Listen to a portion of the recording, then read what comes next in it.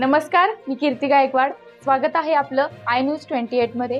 चला तर मग जाणून घेऊयात महाराष्ट्रातल्या ताज्या घडामोडी। बांगलादेशातील हिंदू, बौद्ध, ख्रिश्चन आणि इतर अल्पसंख्याक समुदायांवरील अत्याचाराचा सावनेर निषेध करतो। सावनेर RSS, VHP, विविध हिंदू संघटन एकत्र येऊन तहसीलदारला निवेदन देण्यात आले। आपल्याला माहिती आहे की 5 ऑगस्ट 2024 पासून जिहादी अतिरेक्यांनी बांगलादेशात अस्थिरता निर्माण केली आहे। यासोबतच त्यांनी शेख हसीना यांचे सरकारही पाडले आहे। आता हिंदू, बौद्ध, ख्रिश्चन आणि इतर अल्पसंख्याक समुदायांवर हल्ले आणि अत्याचार वाढले आहेत।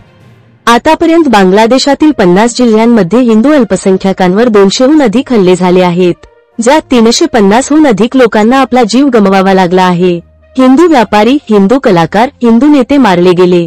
बांगलादेशातील हिंदूंच्या दडपशाही विरोधात उभे राहिलेले इस्कॉन साधू चिन्मय कृष्णदास यांना राष्ट्रध्वजाचा अपमान केल्याच्या खोट्या आरोपाखाली अटक करण्यात आली आहे। देशात सत्ताबदल झाल्यानंतर बांगलादेशात जिहादी प्रवृत्तीच्या लोकांनी हिंदू, बौद्ध, ख्रिश्चन आणि इतर अल्पसंख्याकांवर हल्ले केले आहेत।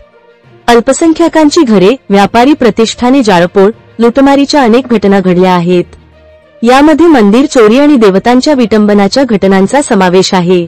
महिलांवरही बलात्कार होत आहेत, लैंगिक शोषण केले जात आहे आणि त्यांच्या शरीराची विटंबना केली जात आहे।